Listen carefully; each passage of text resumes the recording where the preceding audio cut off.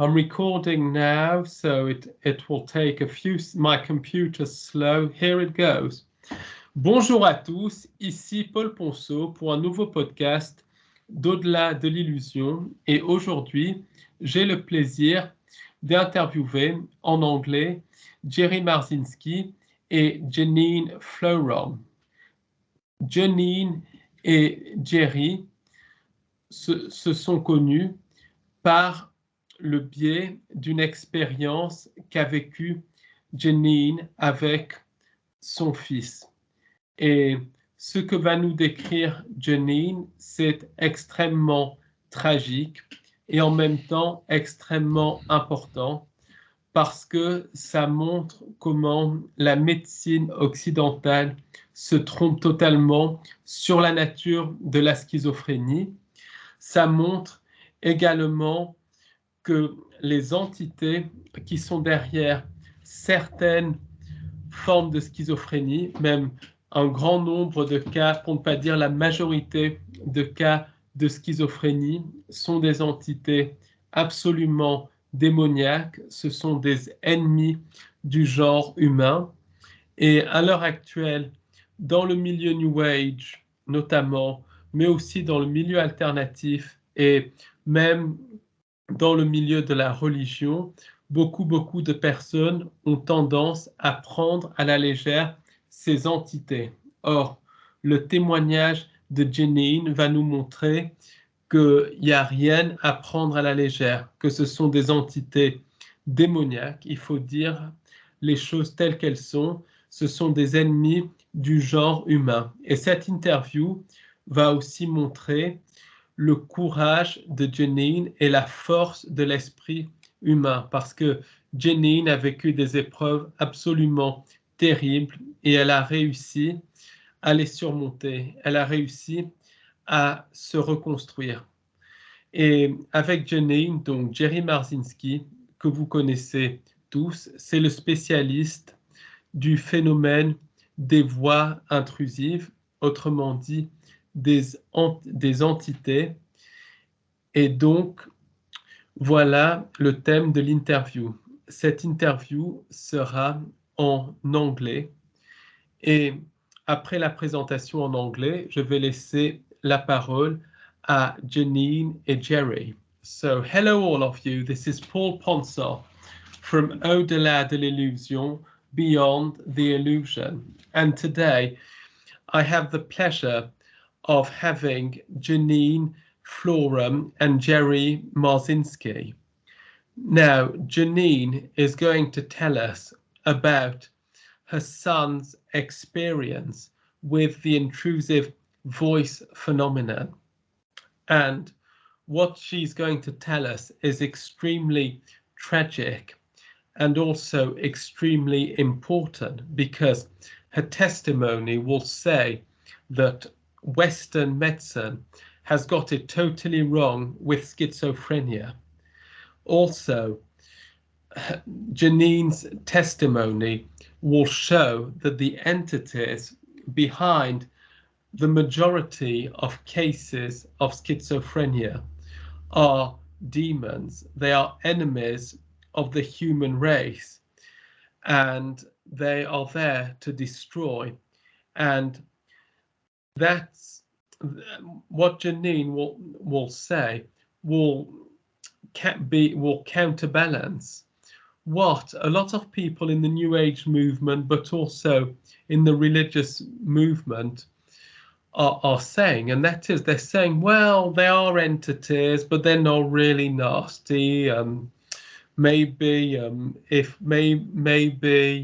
if you give them love and all that, they'll just go like that. And we were talking about the backstreet exorcists that basically take those entities for something trivial.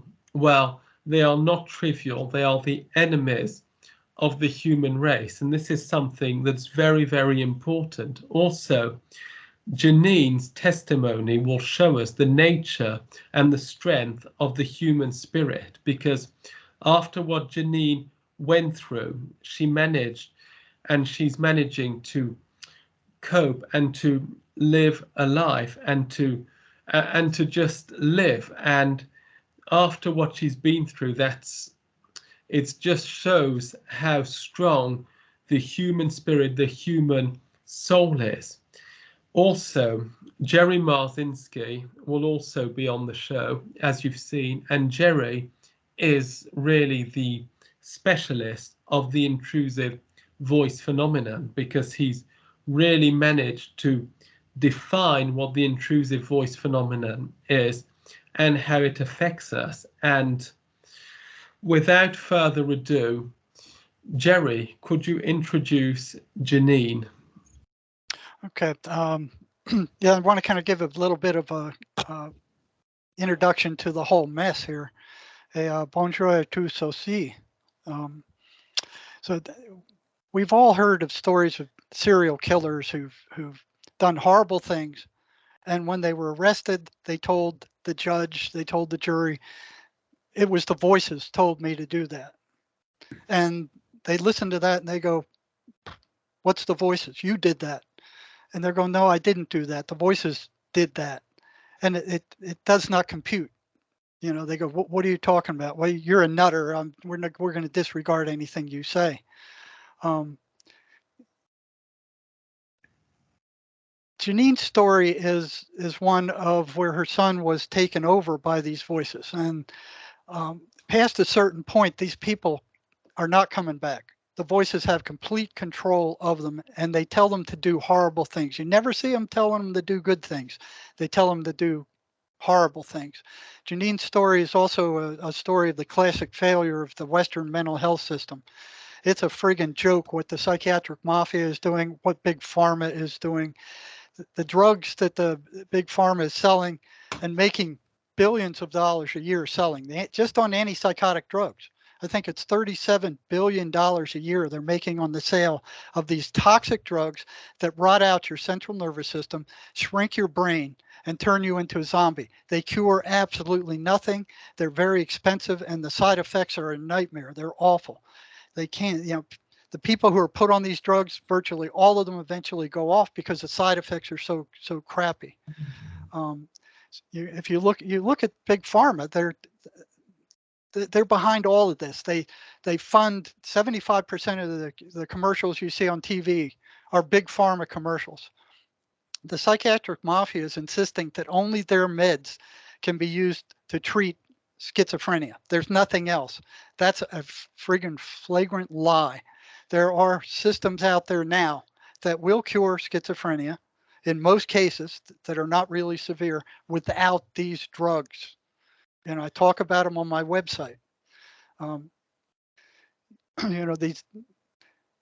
What they've done over here is that they've emptied out the state hospitals and dumped all these psychotic patients onto the streets, and assuming that they were going to go to mental health centers, and then they defunded the mental health centers, and these people are on the street. So most of these people you see on the street corners here or in cities are mentally ill patients that can't support themselves. They can't hold a job, so they're sleeping in tents. San Francisco is a classic example. The prisons are full of these people where they use illegal drugs to try to cope with the voices, which psychiatry has labeled hallucinations, but they haven't done one single study on the voices at all. Matter of fact, when I was dealing with psychotic patients at the state hospitals, they would, when psychiatry found out I was asking patients what these voices were telling them, I was ordered to stop immediately, that I was making them worse because I was inflaming their hallucinations. But the voices turned out not to be hallucinations. It is the voices that drive paranoid schizophrenia. If you get rid of the voices by any means, paranoid schizophrenia disappears. So the prisons are full of these people. The Psychiatric Mafia is running one of the biggest scams there is. They've got this dictionary or directory of statistical mental illnesses. Every single one of those is made up. It's totally made up. There is not a single clinical test that exists that proves any of these what is it, 273 mental illnesses now that they have in the DSM. And they're selling this thing to the universities for millions of dollars and selling it to the clinical community.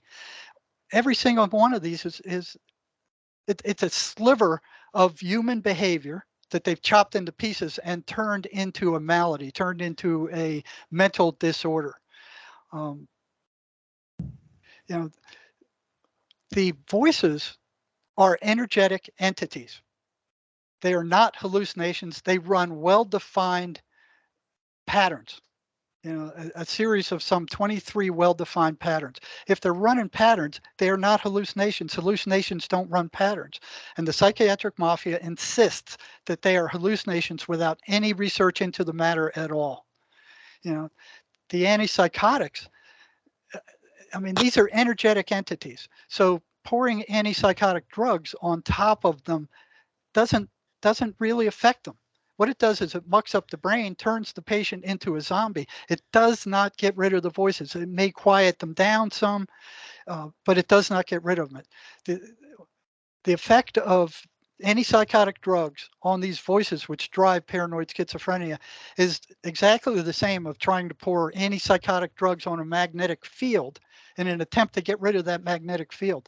They are energetic entities. They are not physical. They exist in an energetic universe where there's no time, space, or matter.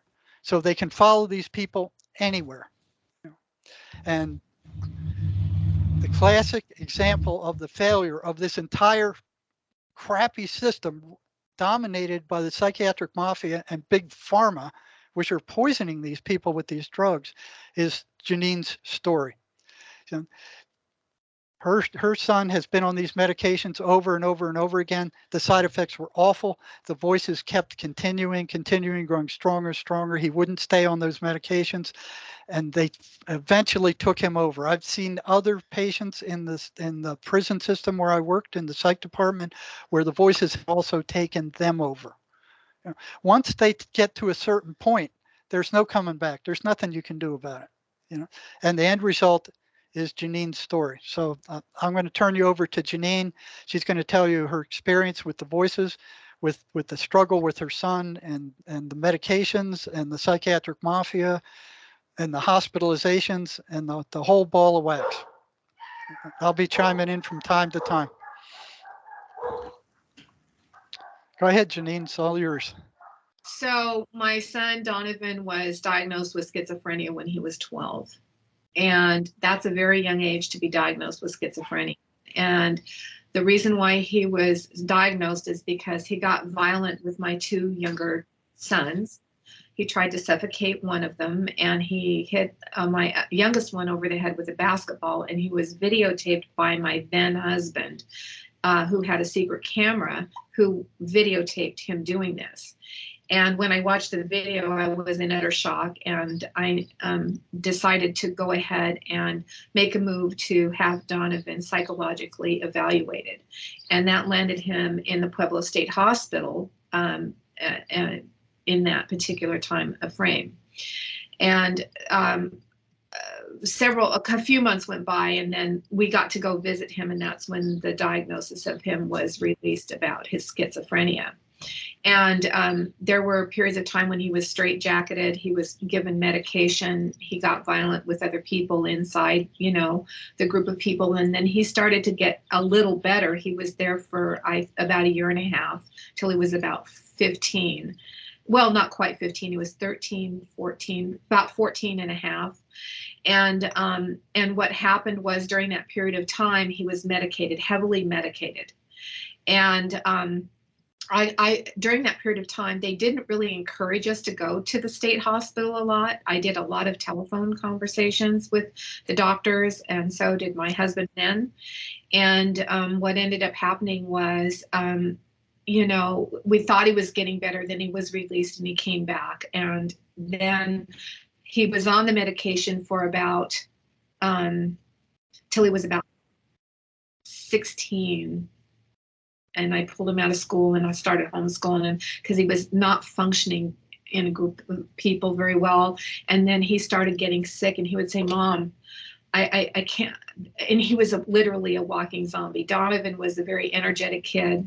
He learned how to fly an airplane before he learned how to drive a car. He was in Civil Air Patrol. He was extremely astute in the English language and very, he wanted to go to school to be a lawyer. Very knowledgeable, very intelligent, high IQ, very strong. You know, there were certain things about Donovan that were just, you know, really cool. When he was not angry or violent, he was fun to be around. He's my son, okay? So then when he got off the medication, he would get very violent. And he shot my cows. I had a farm. I've always tried to have a small farm over the years, and he would shoot the cows. He would get violent with other people. He got violent at school. He took bananas and plugged the buses up with bananas and he would literally say that he had 3 friends that were imaginary friends that told him to do these things. So these were the voices, and these are the kind of things that the voices tell these people to do, especially violence toward others when they're young is one of the classic symptoms. So. And the abuse of the animals, that was pretty awful, because the ranch hands would call me, and you know, I worked and lived in Denver, and Donovan worked in this, you know, lived at the ranch and went to school in the country, and it was always one thing after the other. The drama of raising a child that has schizophrenia. There is never honestly, there is never a peaceful moment. There's always something that comes up that is, you have to deal with as mom. Okay, so what's going on in his head at that time is the voices appear, they sound just like his regular thoughts. Yes. And they start convincing him that they are his regular thoughts, but Yes. their intent is very different, you know, like the damage that he's doing. Yes. So like it's okay. He thinks it's okay in his head. Right, because it sounds just like his regular thoughts, but the intent is very different. And that's how you tell the voices apart from the person's own thoughts, because they sound the same. You know, it sounds just like your regular thoughts, but it comes in and like, oh, do this, do that. And the patients I've had who actually ask the voices, who are you? What are you? The voices would come back and say, we're you. Yeah. And if they can convince them that they are them, then they become the voices. Sorry to interrupt, but how did the voices get in? Did anything happen to Donovan when he was 12? Did he dabble into the occult? Did anything traumatic happen to him? Did he take a drug of some description? Because usually when demonic possession happens, there's a stimuli of some description for the voices to get in. Did anything happen to Donovan around that time? Ouija boards. Yeah, so that's a very good question. And no, when I was 16 years old when I had Donovan, so I was a very young mother, very naive mother. When Donovan was 4 years old, I got involved with a man much older than me, and he abused both of us. And he abused Donovan sexually, and I was unaware of it. And I did not know about this abuse until Donovan was in the state hospital, and the doctors told me and my husband at that time that Donovan had been sexually abused, and they validated it by certain things that they did. And so because it was a physical and there was scar tissue involved, and so, you know, they validated it. That would do it. And so he was 4 or 5 at that time, and so that was a complete shock to me. And that's when, you know, he escaped from his mind. He dissociated, and it went on for quite a while. And then I was able to get out of that relationship, but the damage was already done. And so when all of a sudden, all of these, he's acting out all of this violence and everything. That's when it was discovered. And so, yes, to answer your question, but no, on the other part of it, he was in sports, he was in school, he loved to study, he loved to read, he loved to write. It was much deeper than any of the surface stuff. I wasn't the best perfect mom, believe me, under any circumstances, because I did work a lot. But I do want you to know that Donovan exhibited these behaviors, but they're so much deeper than just the surface of what was going on in the exterior of his world at that particular time. And Jeanette, what did he tell you when you found out he had 3 friends? What did you do? What were you thinking? What did he tell you about them? Well, I asked him what their names were, and they had names. Now, I'm not going to say their names, but they had names. And then over the course of time, and I'm going to jump ahead a little bit, but over the course of time, when he came to visit me in 2017, and Paul, I don't know if you saw Windows on the World, but there is a video of him on the porch, and he's like completely possessed, and he's just totally violent, and I had to lock him out of the house. It was just a horrible event. I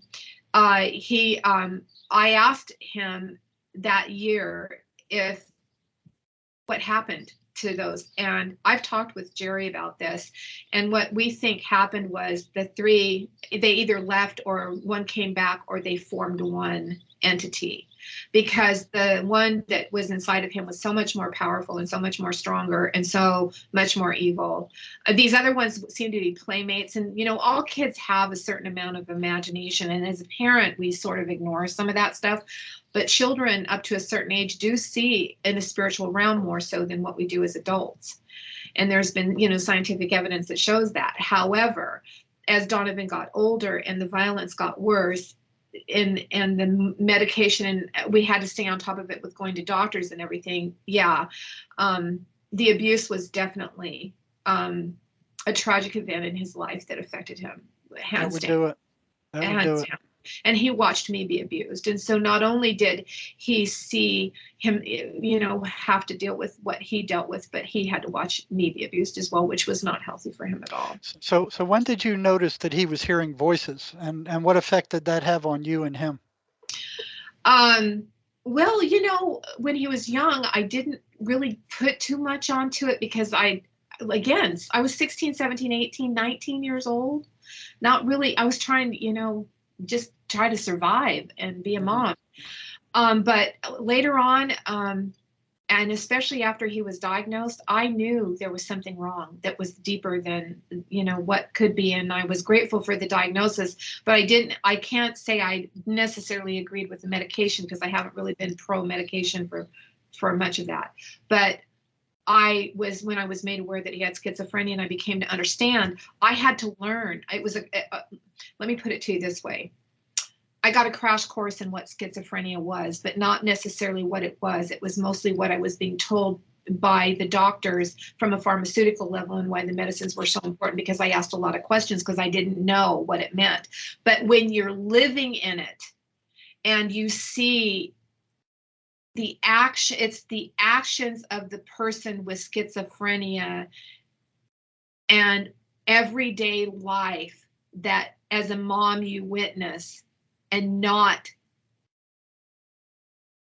what you're being told, that develops that understanding of what the voices are. And unless you're living in it and you have a family member who has schizophrenia and you're living with it every single day, you cannot absolutely fully grasp what schizophrenia is with the voices till you are in it and living with it on a very daily basis. And as a mom, that's what you deal with.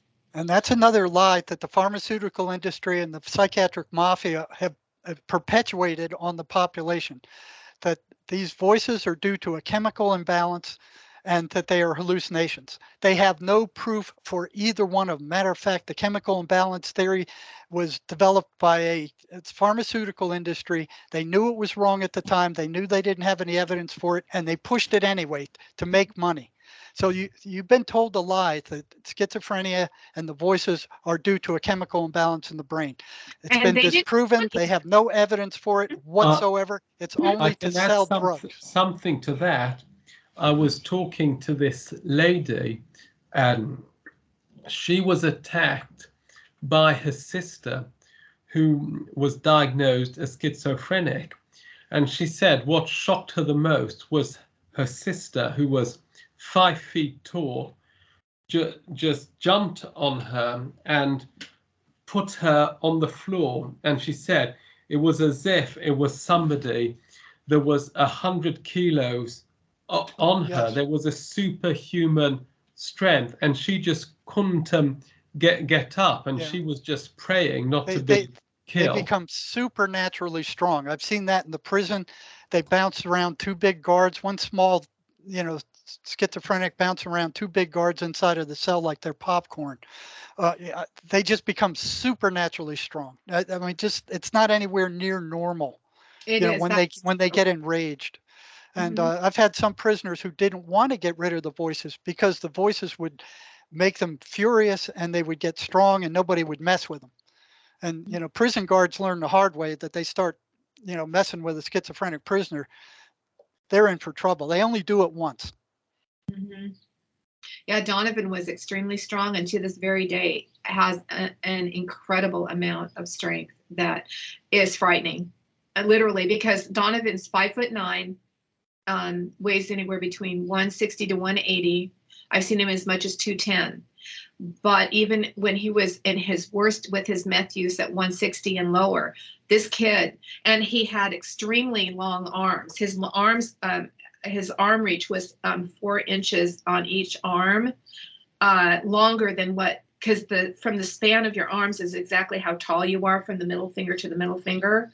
And his arm reach has 4 inches longer on both sides of his arms. So his arms, where they would hang normally down, above the knees, his almost go to his knees. So he's got that figure anomaly.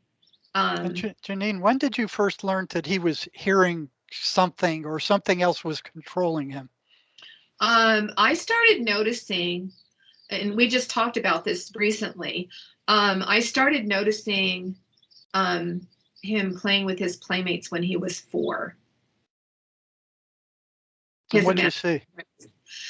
He would just be, talking to these other, he'd be outside playing, and he would just have conversations, and he, it was just little kid stuff that you just don't really pay attention to. But when we had that conversation the other day and we were talking about the depth of it, I said, I have a memory that has surfaced that Donovan, I remember when he was playing, he had these friends, and I remember. Were they good friends or bad friends? They weren't bad friends. They didn't, honestly, I think until Donovan started abusing the boys and the abuse of the animals, is when I really started seeing there was something really wrong. Logically wrong. And it was narcissistic to a point for Donovan on the narcissism side. I have to say this because when my 2 sons were born, when they were born, there was some jealousy because there was a 12-year difference in age, and Donovan had always just been the light of my life. Okay, he always got all the attention, so there was a lot of jealousy that happened in this with the birth of my other 2 children, and so that was something I had to contend with, and so Donovan became more attention seeking. Okay. When did he start scaring you with his behavior? When I started noticing bruising, and I went to my husband then and said, there's bruising happening on these kids, and I don't know where it's coming from. And he was noticing it too. That's when I started really getting really worried that he was dangerous. But when he started abusing the cats and throwing them up in the air and breaking their legs and spinning them around when he was 10, I got him into therapy, but there was never really anything that was brought up back then about any, abuse that had happened to him. That didn't come out till he was in the state hospital, but his behavior when he was in school at 10 started changing dramatically. And what was he doing? He shot cows with guns. That animal abuse is classic of kids that have a serious problem. Yeah. When did you start feeling threatened by him? Oh, when I was pregnant with my second son. And what happened? Wow. So I was coming down the stairs from my bedroom, and Donovan had hidden himself underneath a dresser. And I came down the stairs, but I was midway down the stairs and I was pregnant, very pregnant. And he literally, I wasn't prone to holding on to rails, okay, because they were wide enough stairs and short enough stairway that, coming down the stairs, it was pretty easy to go up and down a set of stairs. But I was in the middle of the stairway, and he scared me so badly, and I was halfway down the stairs that I thought I was going to fall down the stairs and literally miscarry. It was that scary. And I grabbed him. What did he do? He jumped out. He made this really weird sound, and I didn't identify it. It was like a growling sound. And then he came out he slithered out from underneath the dresser. This isn't funny, but that's what it was, because I saw it out of the corner of my eye, because the dresser in the living room, it was not a dresser, but like a coffee table that was raised up. And he came out from underneath it, but I saw it out of the corner of my eye, but I didn't know it was him because it was outside of my peripheral vision, sort of. And then he jumped out and he just scared the crap out of me. And now, were there other such incidents that happened that kept increasing in intensity? Yeah. And I've been studying, just as I'm studying at the moment, the Jinn phenomenon, because it explains a lot of things, and it explains as well it explains partly at least the intrusive voice phenomenon, also alien abductions and things like that. And the Jinn, they hate children, they hate happiness, they hate intelligence. And Jerry was saying the same thing. Same thing with the voices. Oh, and there was, and I'll tell you, hindsight being 2020, after everything is said and done, I have ripped my life apart into a million pieces and peeled back the onion skin as a mom, what did I do wrong? It's not about what I did wrong. It's about what happened that I wasn't paying attention to, that were signs that I could have understood more. And as a mom, certain things just become routine and the same all the time. And being a young mother, I'm not using that as an excuse. That's just how it is.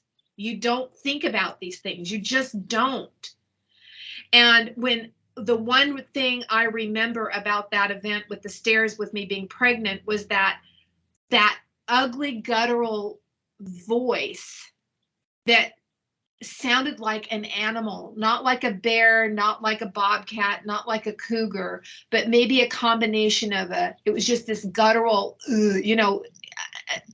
unknown sound, because I lived on a ranch. I knew these sounds. This wasn't like that. And the way Donovan slithered, and I say slithered because it was not a very big space, underneath the coffee table. And he was about 10 at this time when everything really started changing with his behavior. But, we lived on the farm. I wasn't home a lot. He was getting my attention, and here I am pregnant, and I'm going to have another child. And that really bothered him at first. It really did. He told me it bothered him. Yeah. And what other incidents did he progress into? What other, as time went on, what other incidents happened that scared you in his behavior?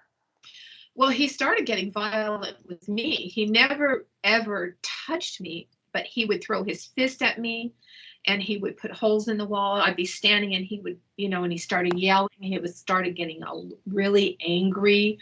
He was angry about everything. And life was not easy for us. This husband I was with ended up in a horrible divorce. My children got kidnapped and taken to South America, and Donovan got abandoned by this man he thought was his father. So there was a lot of events that were participating external forces we had no control over, but at the same time, it was trauma for all of us. Because when you see the work as well of Eve Lorgan, those entities, they absolutely hate families, and you see it on the macroscopic level, where the governments that are controlled by those entities are trying to destroy the family circle, and at the individual level, when people are attacked by those entities, either directly or through somebody that's possessed by those entities, the family more or less always gets destroyed. I mean, I've had cases with people I've known, and they've had schizophrenic people in their families. The family flew apart. Big families flew apart. That's exactly right. The voices go after the families. They go after the girlfriends. They go after the wives. They tell the patient that their wives are cheating on them, that they can't be trusted. They go after the family. They want the family destroyed. They don't want any close relationships. They don't want the person to be happy. They want them to be isolated and by themselves. And if you look at what the deep state is doing with this bullcrap pandemic of yours, they're doing the same thing. It's the same patterns that the voices run, that the deep state is running with this pandemic bullcrap. You know, the same patterns right down the line. Yeah. And then as he got older, and then finally when he was 17, and we were both going to college. I got him involved in college, and he was an English major studying for his law degree. I was going to college at the time, to university, and and so we would go to university together, and it was really cool. But then he got involved in crack, and then he started getting involved in selling it. And I would come home, and I noticed he wasn't on campus, and I would come home for lunch, because our thing was coming home for lunch together and then driving back over to the university together. And, this was our thing for a while. And then I would come home, and he had people in my house, and he was living with me. And it was like, no, this is not acceptable. You're not, if you either get a job or you go to school. And then he started getting involved with very, very bad people. They were just creepy, and I didn't want them in my house. And I said no. So then I started freaking out. So I changed the locks. I told Donovan he had two choices: either get a job or leave. And then he got super violent with me. He never hit me, but he did put another hole in the wall. And it was like, okay, I'm not putting up with your violence anymore. We're done here. And he left, and that was the last time he ever lived with me until he got pregnant with his wife. At that particular time, they got pregnant, and then I let him live with me till the child was born, and then he moved out. But I will tell you that period of time was the most god-awful, and I never know if I came home from college late at night at 8 o'clock after being in class all day long, what I was going to find at home. The paranoia of the fear of who was in my house became just, and that's what it's like when you live with somebody. And he was off the meds at this particular time. And it was that living in fear of the unknowing of what he was going to do, where his head was at, what the voices were telling him, where the violence was going to go, which was so scary. It was just scary. Did he ever talk to you about the voices, or did he try to keep those to himself? Oh, no. He was very open with me. That's the thing about being a young mother and having a child at a young age. You get a sibling relationship. What did he tell you about the voices at that time? He would just tell me that's what they're telling me. That's what they're always were always the other beings. What did he tell you they were telling you? Him. It's not what he said, Jerry, as much as what he did. And he said the voices were telling him to do those things. Well, that by the time he was 18, 19, those voices became the monster. And that's when he started writing his poetry, because I asked him if he would start writing. And he started. Do you still have that poem, the monster poem? I do. Can you read it? I can. Let me get it. So this is a poem he wrote about his voices. So he was actually totally conscious about the presence of the voices. Yes. And did he realize, did he think the voices were chemical reactions, or did he realize that they were something external at one time, or did he think they came from him? I think this poem would answer that.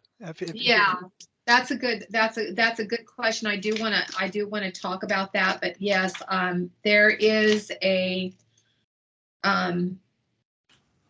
I'm going to tell you, that's a good question, Paul, and I do want to address that because it's twofold.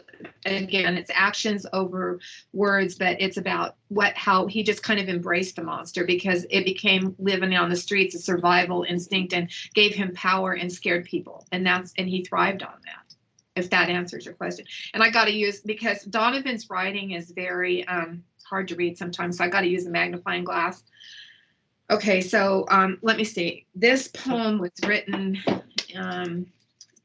somewhere between 2003 and 2006-ish.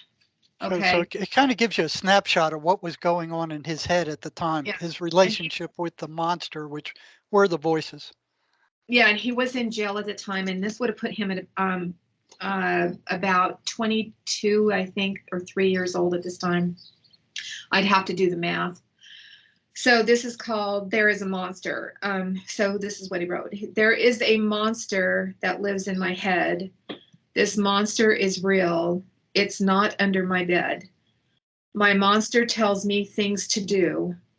It tells me sometimes when the news is new. My monster is crying as it spent all the years drowning out my courage and disposing my fears.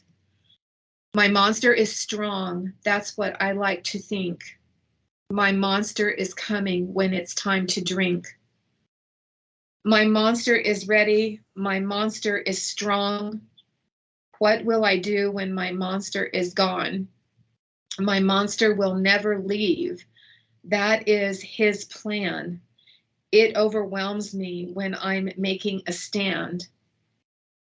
There is a monster inside me. I thought I was strong. How could this be? My monster has a name too. He walks in the dark whispering Yazoo. My monster's watching me. He won't tell you my name. My monster is the shadows you cannot see. His heart is heavy. He plays for the game. My monster is awake. He wants to be monster. He's as blood from a lake. His bond is with me now, monster. He has nothing else to do. My monster is awake. I swear every time I read that, I learn something new about Donovan every time. Are there any other poems that kind of encapsulate kind of what he was, the voices and what he was feeling at the time, what was going on in his head? But even with the name Yazoo, it sounds like ancient demonic names, ancient Hebrew or Sumerian or something. It's the name Yazoo. It sounds like even ancient demons, and even the name, it's something about the name he uses shows that it's something external. Yeah, and he was very clear on that. Let's see. Let me find. Here's a good one. It's called What's That Sound? It's a little long, but let's read it. It's a good one. So this one's called, and it was written about the same time, and he's got a number, but this one's is like number 18, and it was in that period of time, and he signed his poems. So I'll read this one. This one is interesting. I read this one just the other night, and I thought this is the one I wanted to read to you the other day, Jerry, and I never had a chance to. Okay, so maybe I don't need this. Okay, so this one is weird. It's creepy, kind of. It is creepy. Can you hear that? Does it wake you from sleep? I hear it all day. I hear it all day and all through the night. What's that sound that I can hear? Can you hear it too? It calls out my name. It cries for my help. It wants me to go. I lay so afraid with nothing to show. There it is again. Did you hear that? Whispering in the dark, saying something I don't know. It's closer this time. Nowhere to hide. Everything's so cold. I can hear the voice now. Hold on. I can hear the voice now. It's shrill and without light. It's calling my name. It breathes by my side. I stay so silent to pretend I'm asleep. The voice comes so loud. The thoughts so violent. This voice is calling. What do I do? How do I try to sleep, ignoring my fear? Or do I face the voice from the deep? I can hear that. Do you hear it too? How do you know that it's not coming for you? Do you have something special to show? What's that sound that stifles my dreams, that wakens me to scream? Do you hear it? It's calling your name. It says you're to be next on its hall of fame. It whispers your fantasies. It plays a game. It makes you cry for something you say. Do you hear that? It calls you to come. Listen closer. It has something to say. Cloud your judgment and go run away. Doing all the things and not giving a fuck. It tells you to do it. Don't worry, my friends. When you die, you will have time for amends. Do you hear it? I cannot, for it speaks in my rhyme. What's that sound? You will hear it in time. Okay, so you just got a snapshot into the mind of a psychotic killer. And you know, Paul, I got to tell you, Jerry knows this. 5 years or so before Donovan murdered his girlfriend, he actually wrote a poem about it. It was frightening when I put 2 and 2 together after the fact. When Jerry you got that one? I can find it. Okay. If you guys want to carry on a conversation, I got to go hunt for it, but give me a sec. Because it seems that the entities can actually tell the future more or less, because if they're beyond space and time, they can tell the future. That's exactly right. They're not of the physical universe. They're of the energetic universe. In the energetic universe, there is no space, there is no time, there is no sequencing, there is no matter.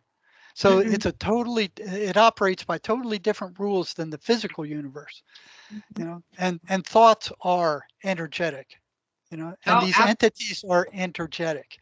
And it doesn't work to drown the brain with drugs because it doesn't touch the energetic part of this malady. You know, they're diluted what they're doing. They're totally freaking diluted. Yeah, I found it.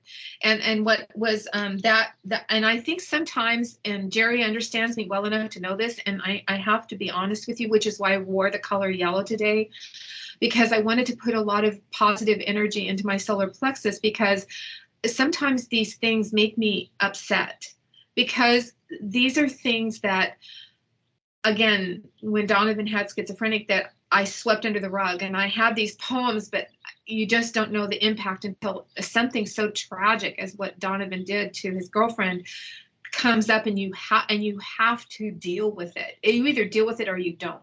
And I chose to deal with it. And so it forced me to do a lot of deep diving and go through things. And Jerry had, told me to put the book together for the poems so that I'd have something to pull on, which I did. And so this is the poem that he wrote. This actually has a date on it. Hold on, let me go find the date. And these are written in pencil because he was in prison at the time. This was written on 8/30/2005, and this was poem number 29 in this series of poems that he wrote. So, did I say 2005 or 9? 2005.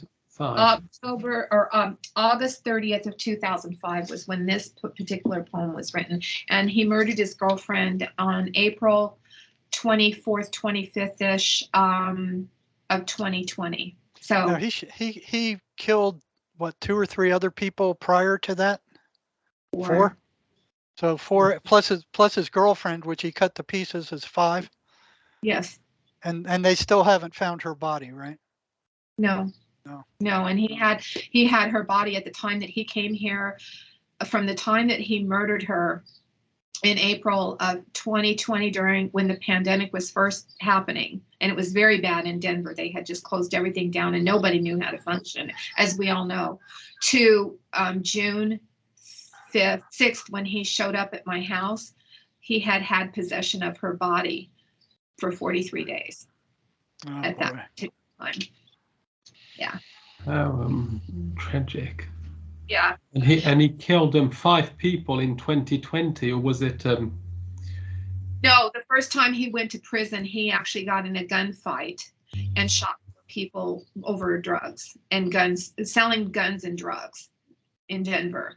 And he got put in the state hospital over that for 8 years because he had been on meth again for like a 15-day time frame when this gunfight happened and innocent people got killed.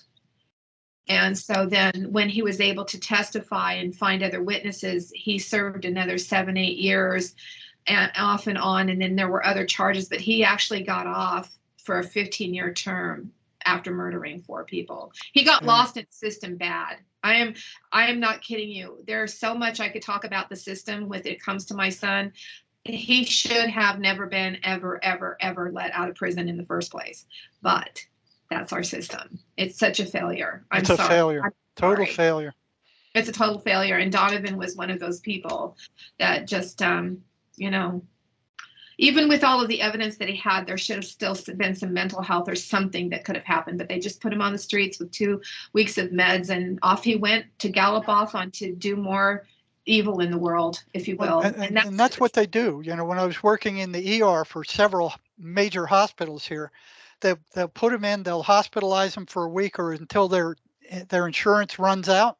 They'll drug them up, give them a few days worth of meds, turn them loose, and they can come back in again in a couple of weeks. It's this merry-go-round where they're just sucking these people dry and the insurance companies dry of every penny they can get out of them, and just drugging their brains, grogging them out for a while, and then no more money. They end up in prison. Mm-hmm. It's a totally insane, broken system. It's nuts. It's a circle. It just goes around. It's a big circle. It's a money fleecing circle. Yeah. And big pharma and psychiatry are making a fortune. Yeah. It's like that in France. I mean, there's been doctors who've been put in prison in France and Belgium for saving people's lives because they've treated cancer through non-conventional means, and they've died in prison. They've had long prison sentences. And on the other extreme, somebody who's a murderer, for example, in France, if they get 20 years, they can be out within 10 years for good behavior. So there's it's a totally mad system. Also, I think it's in most countries, sadly. Yeah, most Western countries. Yeah, and it's crazy. It's just insane what they're doing. And big pharma and psychiatry are making a fortune out of this, and they're not doing people any good. All they're doing is drugging them up and they turn them into zombies. That's it. They're not curing anything. They don't want to cure anything. They've reduced the funding for schizophrenia research to a mere pittance. It's virtually not going on. They don't want to find a cure. We have one. They don't want to. They don't want it out. They don't want it to get out. Yeah, that's true. So here's the poem, you guys. This one is really intense, and this one even kind of threw Jerry and Mark for a loop. Okay, so, but it definitely threw me for a loop. Okay, bear with me because the pencil is very light. I have some questions to ask you, sir. Did you kill your children's mother? Ma'am, no, ma'am. I did not kill their mother. You must be thinking of someone other, because I did not hit her with a bat. I did not hit her with this or that. And that's a fact, ma'am, no, ma'am. I did not, would not attack my love, did not, could not hide a bloody glove, ma'am, no, ma'am. I did not catch her cheating, and did not, would not ambush while they were eating, ma'am, no, ma'am. I did not stab her 20 times. She was already living that when I came to find. She was already like that when I came to find, ma'am, no, ma'am. I did not hit her with the clock. I did not, could not put her in a box. And even though she was dead, I did not, could not chop off her head. Ma'am, no, ma'am. And to the jury, you must not convict, because lovely, looky here, this glove does not fit, ma'am, no, ma'am. It's chilling. It's he predicted what he did. Well, the entity predicted what he did years and years before. That was like 15 years before. That's chilling. That's really. I'm goosebumps. I'm just covered in goosebumps right now. It is. It's so scary to know what these entities, and that's the thing, in the realm of space that they live in the realm of space that they live in, where there's darkness, and it's in they're evil entities, and they live in what I believe is the fourth dimension, which is a dimension that they cannot get out of. There's more and more studies coming out that shows that it's like purgatory. What the church believes is purgatory. That's where the entities, in my belief system, I believe, reside, because they can't get out. And here Donovan, he has this attachment on him, this grossly attached entity that is on him, in him, on him, you see. And nobody can tell me as a mom, and even listening to this now, that this is not real, that the voices are not real, because I will personally tell you that you're full of shit. I'm sorry, yeah, but I'll join that. They're very real. They're very dangerous, and they're always negative. And that doesn't mean that all of them, with all people that have schizophrenia, are to the degree, again, that my son is at. No, but this is where we'll end up. Yes. With, either here or in prison, and the prison is full of these kind of people who are listening to voices, and they just lock them up, and half the time they don't even give them any psychotic drugs unless they're causing problems. So, yeah. Janine, when did you get word that he had killed somebody, killed his wife? And what was your reaction, or how did that come about? And he cut her into little pieces, right? Yes. So, okay. So he was in jail in 2019, and he was in jail for abuse of his girlfriend. And he asked me if I would go into his computer and get in touch with his lawyer, because it was in self-defense. And I'm a paralegal by trade. I was able to go in and find the evidence that he was asking me to get through his emails. And I got the photographs and everything, and I sent them to his public defender. And he was out of jail on, instead of facing 2 years, he got out on probation for 2 years instead, because it could be shown that it was self-defense. She stabbed him first. He had photographs of that, and then he defended himself by pushing her up against a wall, okay, and keeping her from doing any more damage to him. But this, again, we're talking about a toxic couple who is invested in drugs and constantly high. So it didn't matter. It was still, you know, hindsight being 20/20, Jerry and Paul, I'm telling you right now, if I would have known the outcome of this, I would have never stepped in. I would have never stepped in. I wish I wouldn't have. I don't live with regrets, but as a mom at that particular time, not knowing COVID was on the, you know, horizon, not knowing any of this, I would have never done what I did, but I did. And there's nothing I can do to turn back the hands of time. Okay. So I got my son out on a 2-year probation, and then COVID hit, and then he was homeless. Okay. They put him out on the streets from jail, from county jail, with 2 weeks of meds, and he couldn't get into Denver General Hospital to get his meds. There was the backup of people standing on the streets, and he wasn't going to stand. And honestly, Donovan wasn't in a place where he really wanted him anyway, because they just made him into a zombie. And now he's on the streets, living on the streets. COVID now has happened. Everything is in lockdown, and everybody's lives have changed. Then I find out he moved in with a woman by the name of Denise. He told me on the phone. And I was on the phone with him all the time, walking the streets while I'm doing my work. I'm listening, because one of the things as a mom of a schizophrenic is you work with your children in talk therapy, and you listen. And Donovan was never really prone to telling the truth after so many years. And so you have to listen to the messages that come through to try to decipher and use discernment about what's really going on with him. And then I realized, because I also had control of his bank account, because of his, you know, drug use and things. And so I was helping him with his finances, making sure he wasn't overspending his money. And then I started noticing a pattern of him going to where I believed that she lived. And then we didn't talk for about 3 weeks, because I told him, I said, if you move in with her and I find out about it, I have to sever ties with you. I can't help you anymore. I warned you, please stay away from her. One of you are going to end up killing each other. It's just going to happen. You guys have such a toxic relationship. And so this Denise was not Denise. It was actually Allie. And that was his wife or his real girlfriend. He just changed the name. His girlfriend. Yeah, not his wife. He was still married, and he'd been with his girlfriend for basically 10 years, living together.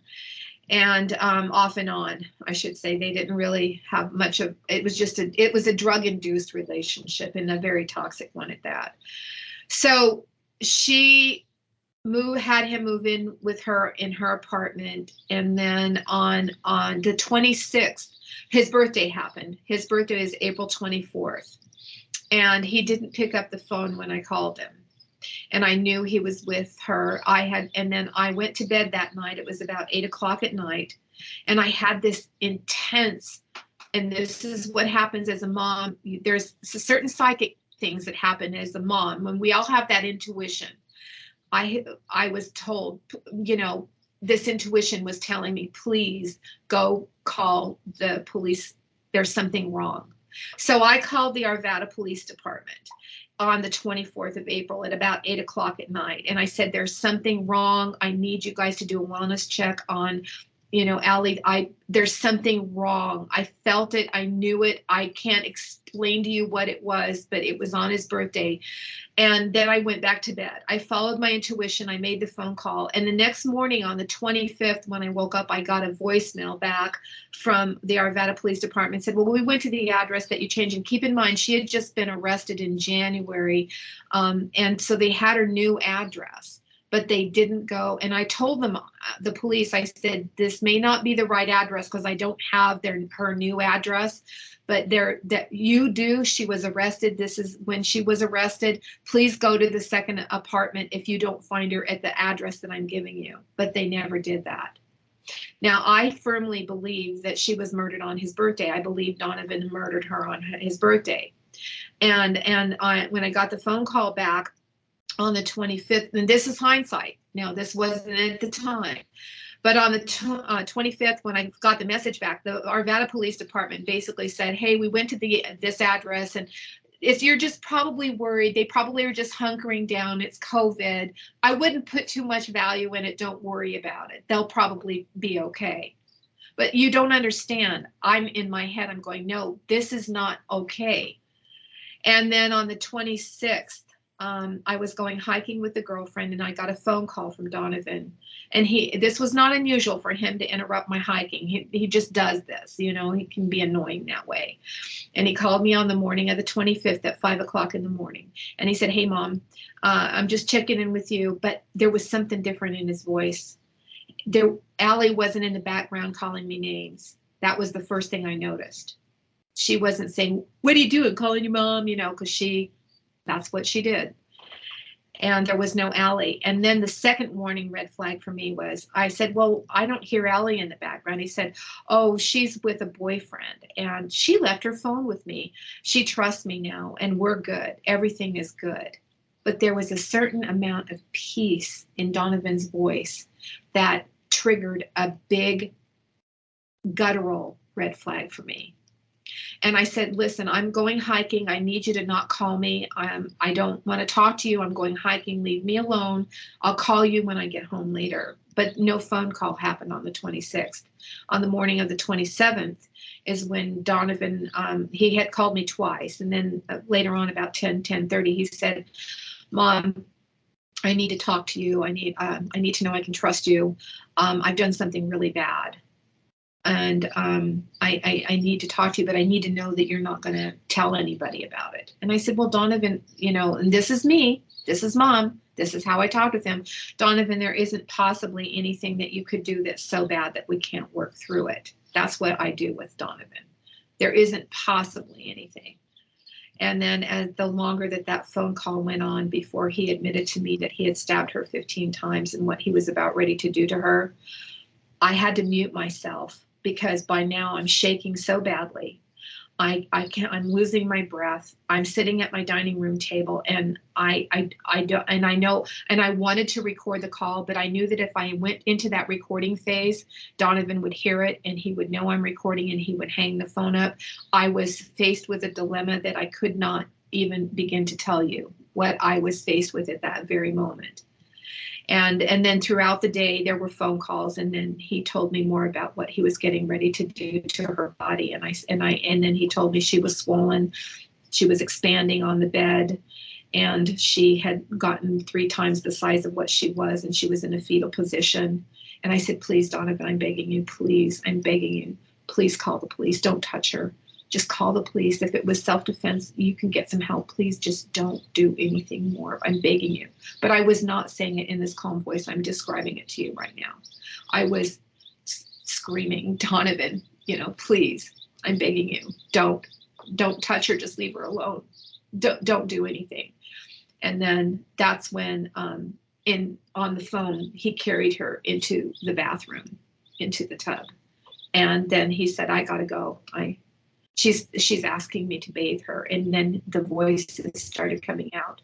And even right now, I'm just getting so nauseous even thinking about what happened after that. I don't know.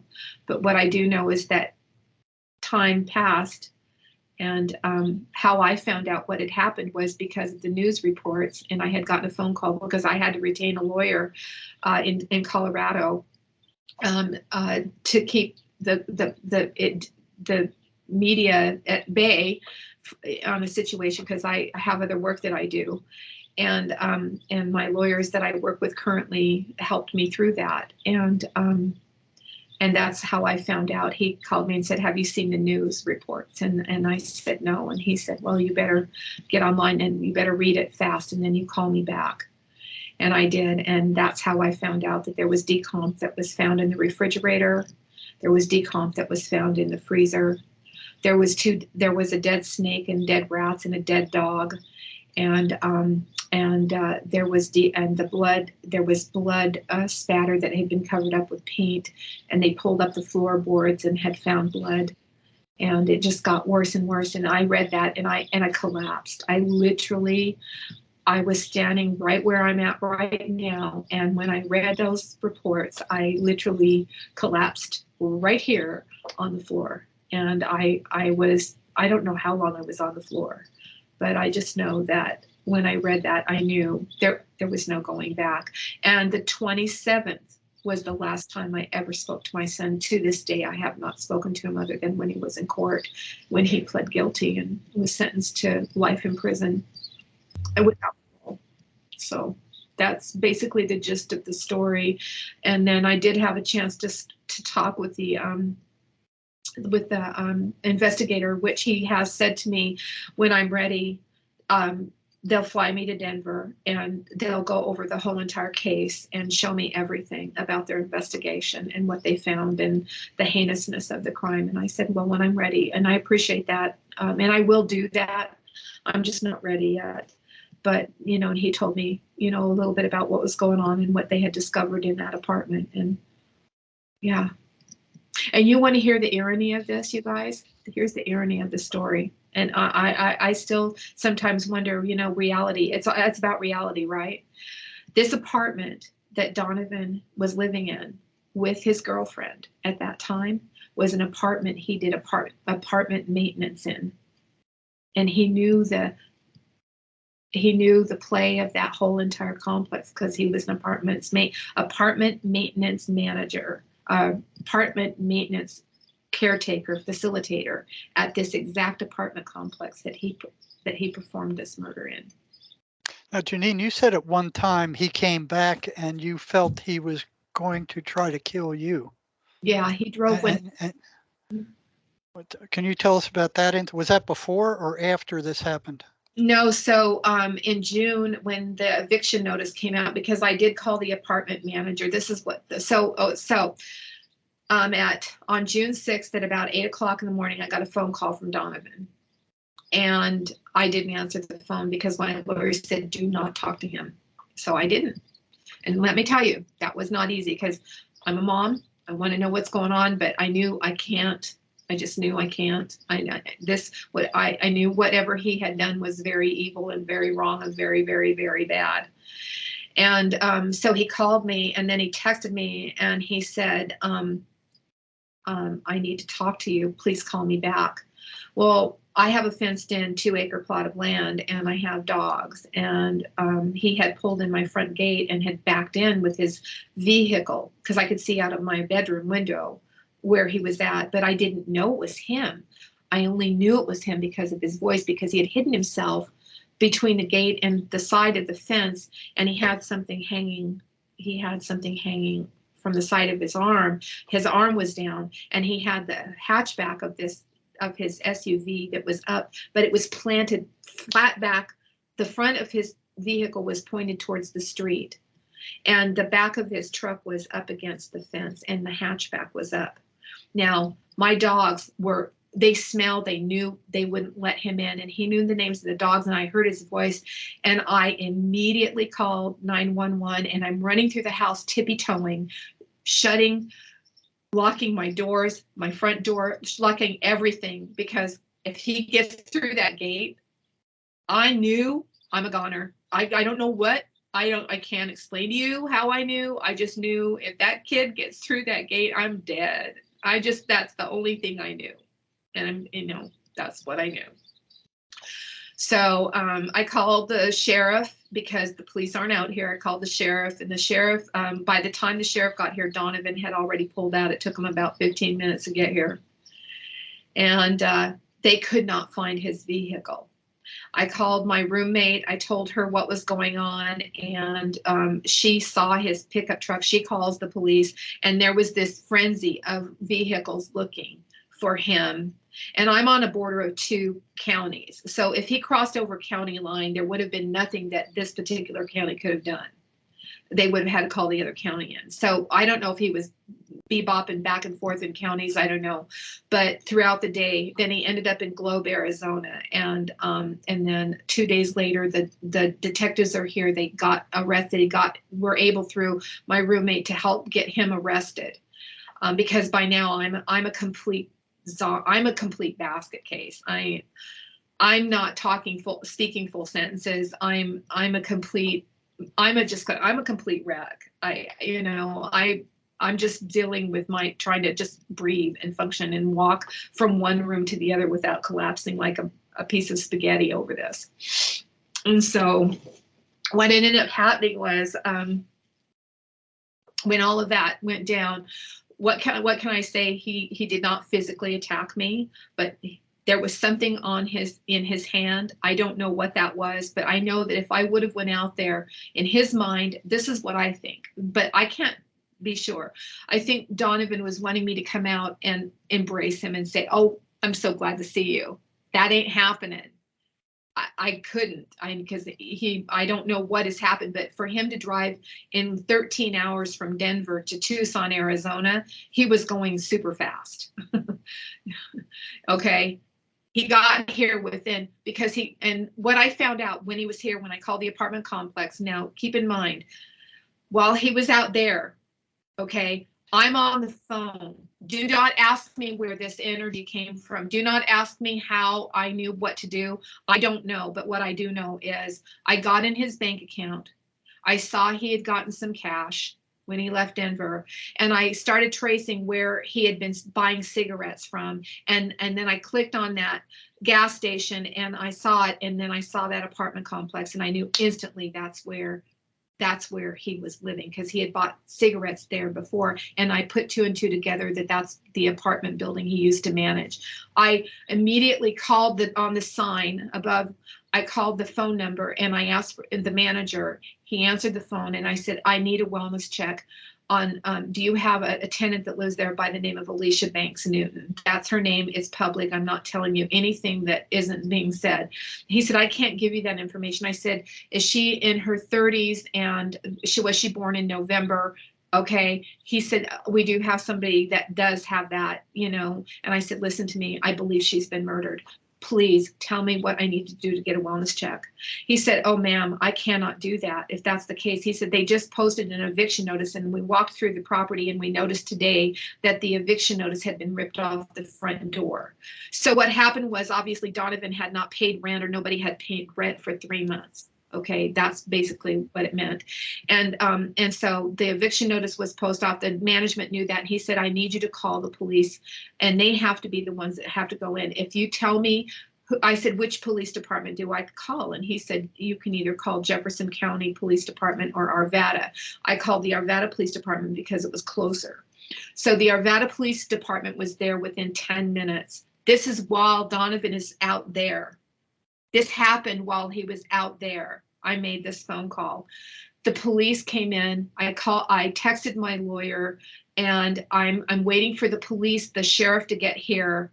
And then that's how that they got into into Allie's apartment, because Donovan wasn't on the lease, and they saw, and that's when it hit the news. And on the 28th, or it was either the 28th or the 29th is when my lawyer said, "You need to go take a look if you haven't seen the media, it's all over Denver news right now." So, and the police didn't even have the courtesy. Here's where this is where it gets really bad for me.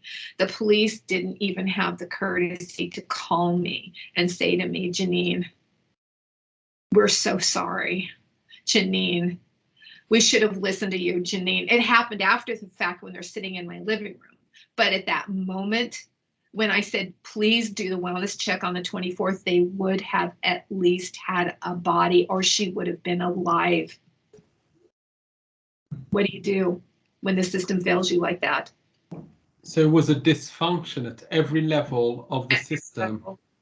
Not only entities, but the whole system that dysfunctioned everywhere. Yeah.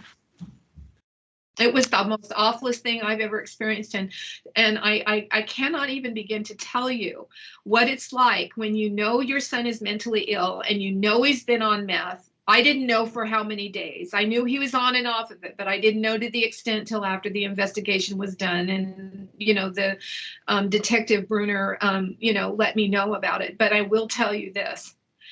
From the time I made that phone call, and and here's another part of the details that's really important for everybody to understand. On the 16th of April, I literally called his probation officer and his lawyer, and I said, Donovan is living with her. Now, by now, COVID is full blown all over the country. Everything's in lockdown on April 16th. Nobody knows how to function. And his probation officer said, there's nothing we can do. There's nothing we can do. You have the right to, you know, file a complaint. You have a right, but I don't have authority to talk to you. There's nothing we can do. This is on the 16th when I knew for sure that he had moved in and he was in violation of probation.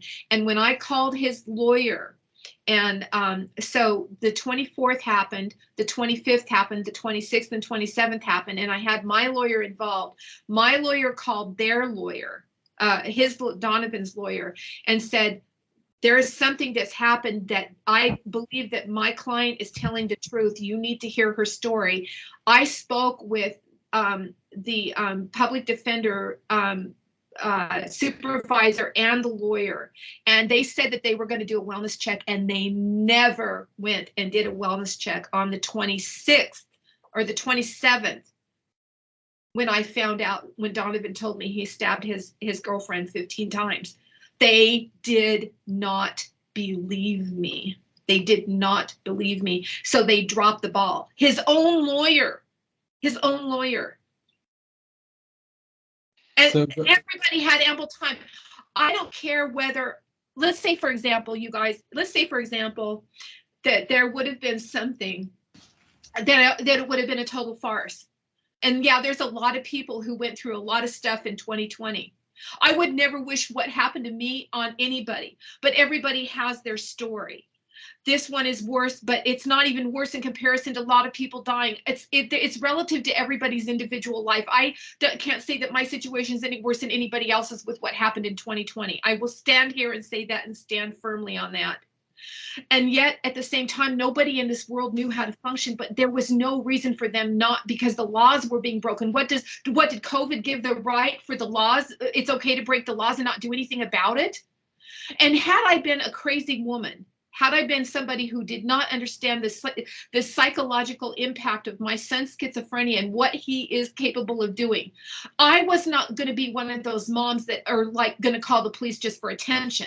I was calling because I knew in my gut something was wrong, and I never ever got the law involved unless I knew something was wrong. And my reputation just on that level alone stands firm with my son's crimes that he's committed over the course of his lifetime. I wasn't going to go out there and just raise some kind of cane and just tell some sort of farce like that. Who does that? Well, there are parents out there that do that. Even when the police were here sitting in my living room and the detectives came here, they said, you know, some parents were just calling because they were worried about their kids. We had to categorize everything. But sometimes categorization doesn't work. What if you do have a real story like what happened with mine and the ball gets dropped everywhere? Then what? You know? And that's not only just about the schizophrenia part and the voices and all of the things that go around this incredibly heinous crime. It's the fact that the system is so broken that even when people are telling the truth, nobody goes out there and does anything about it. Even when they have the truth right there. And then hindsight being 2020, well, if we would have been there and we would have been the ones that went on that, we would have went to the second apartment. Well, that didn't happen. There's no body now. Then what? What do you do?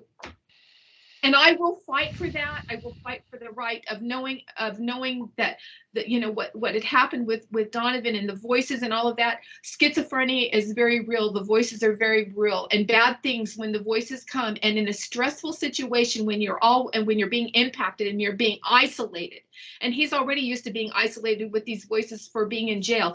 This was the big potion pot for lack of a better way, to the cauldron of boiling, of setting up an environment for anybody who has schizophrenia, for the schizophrenia to become worse with anybody that has voices in that period of time and still and current.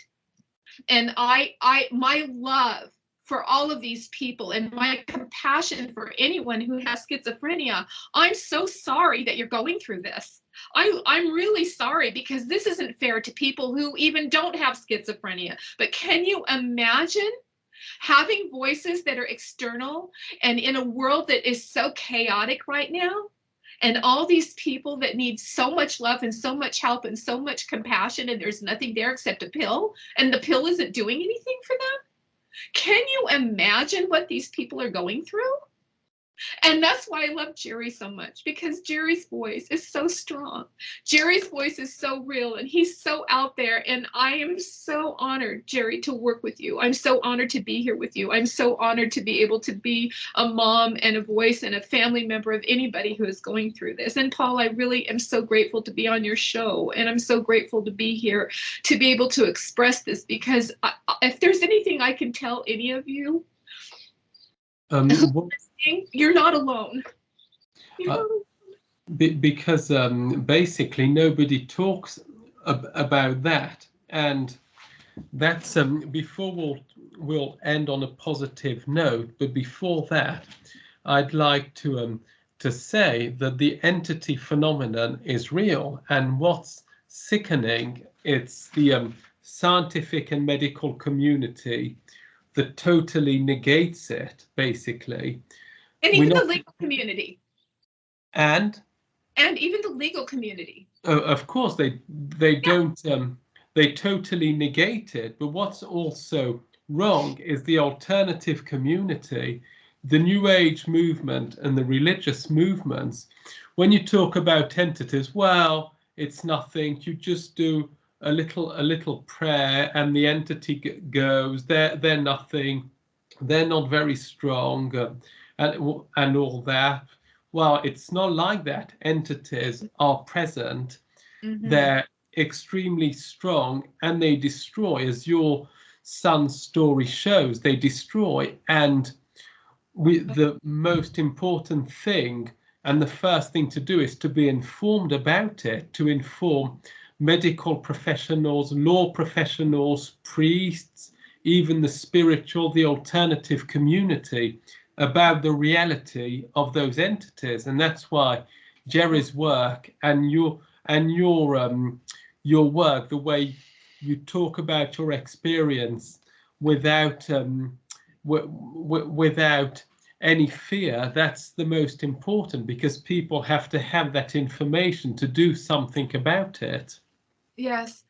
And one of the things I want to add a little humor to this, because none of whoever is listening to this, when we were getting ready to have this call, my microphone or nothing, I could hear, I couldn't hear Jerry or Paul. My microphone went crazy. I had to reboot my computer, and it's inevitable when we have such strong messages out there, how these entities can come in and really disrupt the communication of the messages, because they don't want these messages by Jerry, by me, by Sherry, and anyone else who is on Jerry's team. They don't want us to be able to share this information with others. And as this is going on, I am so convinced how powerful this message is. And the more that I do this work and the more that I understand where this is going, and just being so grateful to be in this position with Jerry and and Sherry especially, and with you, Paul, and getting this out there, how important this is. And I can only hope that whoever's listening, share this with anybody who has schizophrenia. Share this with anybody that needs help, that they say that the voices aren't real, because they are very real, and they attach themselves and they don't go away. And medicine is not going to make them go away. That's exactly right. Medicine. And my final word would be, I've worked in the mental health system for 35, 40 years. I've worked in prisons. I've worked in the emergency rooms. I've worked in state hospitals. I've worked in private psychiatric hospitals. I've worked in mental health. I've done the whole gamut. And the whole time I've been asking patients about their voices, what they say, what they do, how they act. And I'll tell you straight up, what they're teaching in the universities, what psychiatry is pushing, what the pharmaceutical industry is pushing is pure, raw bullshit. It's bullshit. The voices are very real. They're energetic entities. They take control of these people, and you see what the end result is with their current mental health system and the prison system the way it is. It is doing nothing to help these people. It's not doing anything to help society. It's a crop of crap, the whole system, period. And to join Jerry in that, and when the legal community doesn't even know how to embrace a thought process of what a mother or a parent or a family member has to say about something that is going on with somebody who is schizophrenic, that is about ready to commit a crime or has committed a crime, and they don't believe them, is also part of a systemic breakdown. We have all got to stand together, and we've all got to push for some sort of change in this environment that we're currently in, because pharma doesn't work. The voices are real, and neither is the legal system. The legal system is just as broken as the medical community is on this. And just to finish with this, Janine, when we speak to you, you're a very balanced person. You're a very we can see you're a very you're a person that's full of life, full of joy. And how do you do this? How did you do not to fall? Because what you've lived through is the worst experience a parent can live through, a human can live through. And how do you do to keep positive, to keep balanced, to keep happy, although there's those terrible circumstances? How do you do it? Because it's very, very important that parents who in that situation know what's your how do you do it, basically?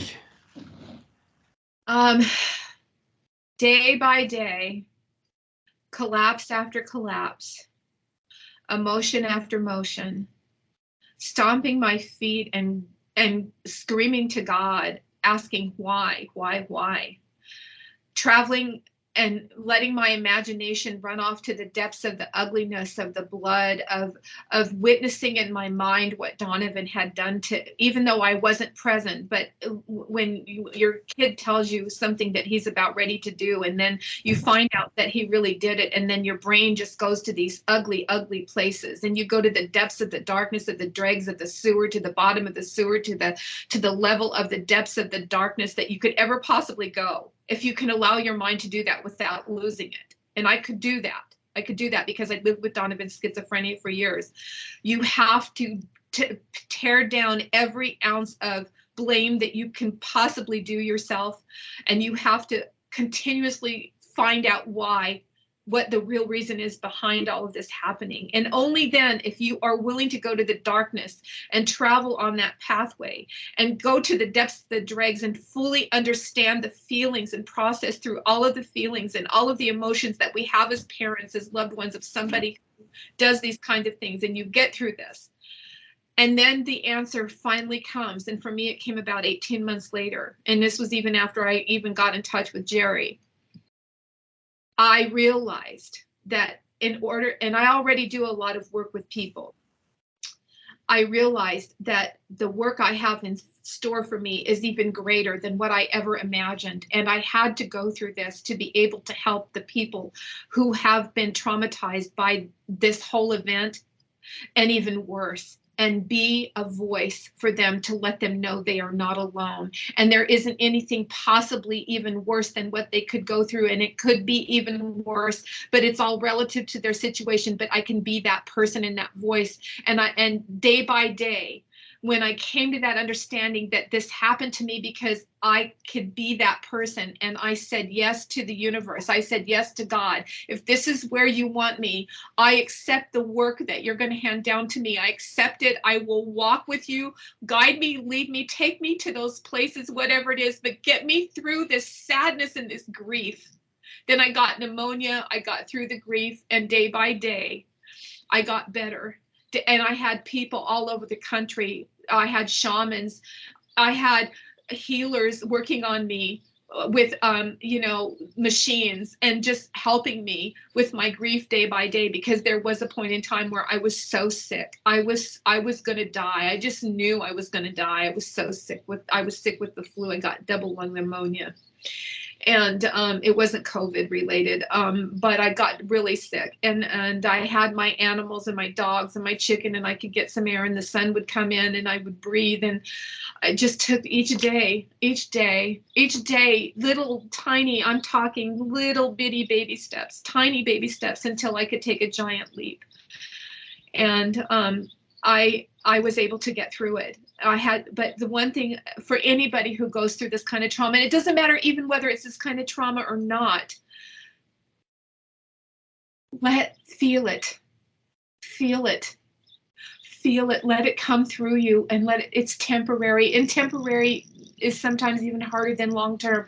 But if you can just let the feelings come through you, and you can just allow them and sit with them and embrace them and love them and say, I don't like the way you make me feel. I don't like the way this feels. I don't want to. And it's okay if you take a break from the not wanting to feel, because sometimes the feelings are so incredibly hard to get through. Sometimes you got to let it come through day after day until you can just get through it. But if you persist. Yes, if you resist it, it will persist. Yes. And if you allow it and you get through it, then you will begin to heal your soul, because this is a soul energy. This is a soul trauma. This is a soul energy, that tragedy that we have to heal. It affects us physically, but it is a soulful tragedy and injury that we have. If we're going to get through any kind of trauma, if we don't process through those feelings, we'll never get through them. And we have to be very real with ourselves. And do you want to tell them about your group before we sign off here? Yes. Okay. Thank you, Jerry, for reminding me. So Jerry and Sherry and I started a Facebook group, and it's called Moms of Schizophrenics. If you just put Moms of Schizophrenics, it'll show up. Let us know that you saw or listened to this podcast and show with Paul. And there's like 3 questions to answer if you have a family member. And we're letting it organically grow, because we know that this is so scary for some people to even admit that they have schizophrenia or have a family member with schizophrenia. It's a very safe place to have these discussions. We're working on a larger platform. We're getting more people involved. Please come and join the Facebook group. How do they find it? What's the address? So it's just type in Facebook in the search engine in Facebook, moms and family members with schizophrenia, moms and family members with schizophrenia. And you'll see a picture of Jerry and Sherry and me in the headline, and you just go click on that, and it's right there. And Paul, what I can do is I can send you an email or a text, and with that Facebook address that you can put in the link. Yeah, I'll send you my personal email. Okay. Right now. Okay. And I'll get you that link, and and I know you've got Jerry's email address, but we're putting out content and doing small. Thank you. I'll write that down right now. Okay, and if you want to know more about the voices, we wrote a book about them that will wake you up. I mean, this is how we discovered them. This is how we found them. This is what the medical system failure is all about. I mean, it's all in here. Having read that book, I can tell you it's one of the best on the topics, because a lot of books on demons and those voices go into preaching whatever religion and all that, and that's just matter of fact. It stays on facts, and it's very simple to read, and it's really a good book to understand the voice phenomena. It is. It's a perfect book. I bought that book after I watched Sherry Sweeney's interview with Robert Phoenix, who's an astrologer, and I saw that book and I bought that book. I read it in 5 days, and then when I saw that he lived in Arizona on the back of that cover, I was so ecstatic with joy. And I knew that God brought me to Arizona for a reason. We don't know the long-term reasons why we're ever brought to any place. And I knew right away, oh, thank you so much. And I was so grateful to know that Jerry was close by. And so it just made my day. And that's when I reached out to Jerry and asked him if he'd be interested in working with me and helping me share my story, and if I could work with him. And he said yes. And So anyway, Janine, thank you really for your testimony. It's very, very sad, it's tragic, but it's also very uplifting because you came out of that really on top, and you managed to go through that and to give a message of hope to other people. And that's really if there's something to retain from the interview, it's two things. It's the fact that those entities exist and that they're very dangerous. And the second thing is that the human spirit can prevail, and you're the living example. So thank you really for your testimony, for everything, for all your work. And thank you, Jerry, for everything, for all your work you do also. So you're more than welcome. It's amazing. So really looking forward to speaking to you again soon, both of you. And with that, goodbye, and keep up the good work. And thank you too, Paul, and you keep up the good work as well. And thank you again. Thanks for having us on, Paul. You're welcome.